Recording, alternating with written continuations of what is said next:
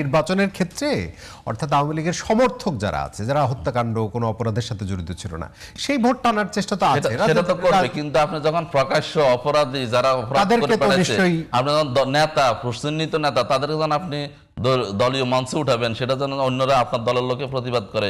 Machine বলা, আজকে একজন ছাত্রদল এক নেতা পোস্ট দিছে যে এমন এক মেশিন এখানে ঢুকলে সব ইয়ে হয়ে যাচ্ছে। এটা তো আমরা বলতেছি না, ওনাদের লোকজন বলতেছে। আমি সে জায়গায় অবশ্যই আমরা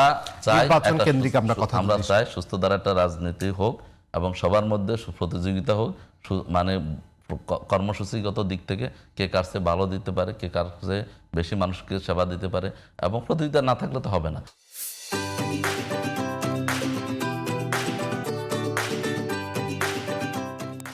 প্রতিযোগিতা থাকলেই মানে হচ্ছে যে, নাহলে তো এরশাদের মতো বিরোধী দল যদি আপনি চান যে না কেউ কোনো প্রতিবাদ করবে না, যা সরকারও থাকবে, ইয়েতো থাকবে, তাহলে তো একটা দেশ চলতে পারে। নৈতিক জায়গায় যদি ঐক্য না থাকে তাহলে নির্বাচন তো বাধাগ্রস্ত হবে না। বাধাগ্রস্ত কেন হবে?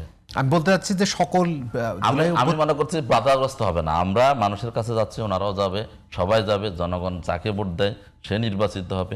আমরা পরস্পরকে সহযোগিতা করব।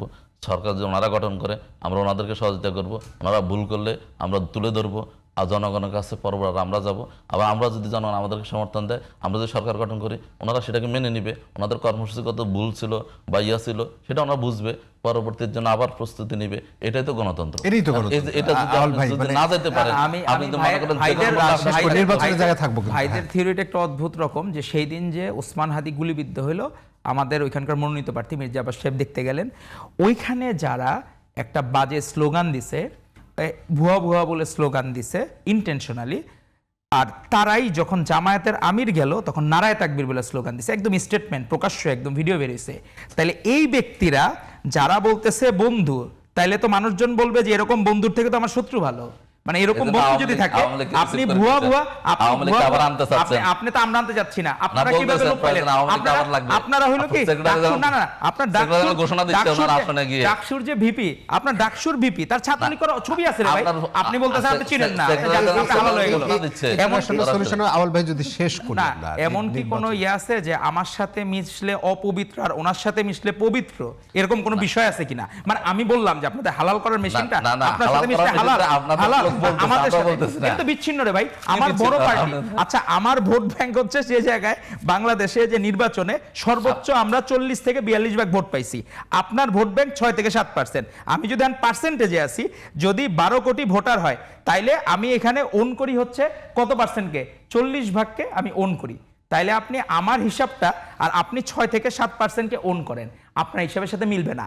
আপনার যদি আমার 40 জন, আমি ধরলাম কর্মী আছে 4 কোটি, আমি ধরলাম 20 বছর আগের পার্সেন্টেজ, এখন যদি আমরা ধরে আপনার জন্য বাস্তবিক প্রমাণ হইছে তো ঘুমান সমস্যা নাই। ঘুমানো কি আছে রে ভাই?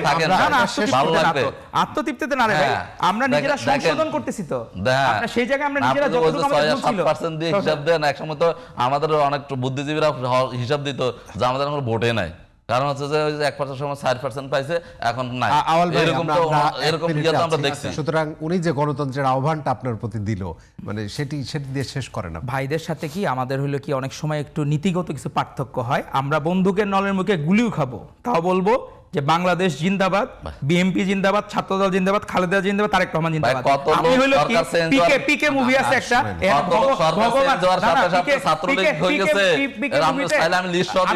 আমির খানের একটা মুভি আছে পিকে, ওখানে ভগবানের ছবি লাগায় রাখে, স্টিকার লাগায় রাখে যে চট থাপ্পড় যাতে না খায়। এখন যদি আপনি লীগের মতো এরকম মুখে স্টিকার লাগায় রাখেন, লেবাস ধরলেন, খুব ক্রেডিট নিলেন, আরে বাবা আমি তো বাকবাল্য খুব গুপ্ত রাজনীতি করছি, কিন্তু পরে আবার যখন আপনি খারাপ অবস্থা হলো তখন আর চিনলেন না। আরে আমি তো হইলো কি যে তখন হাসিনা জিন্দাবাদ, ফ্যাসিবাদ জিন্দাবাদ, তো আপনারা ওগুলা করতে চাই এর সাথে সাথে লিস্ট চাইলে দিতে পারবো। আরে ভাই আপনার লিস্টটা দেন না, আপনি তো কমিটি প্রকাশ করতে পারেন না। আপনার একটা গোপন কাউন্সিল হয়, আপনার আমির কত ভোট পাইছে আমরা এটাই জানি না, আপনি গোপন কত ভোট আপনি জানেন না রে ভাই। দুজনকে অসংখ্য ধন্যবাদ।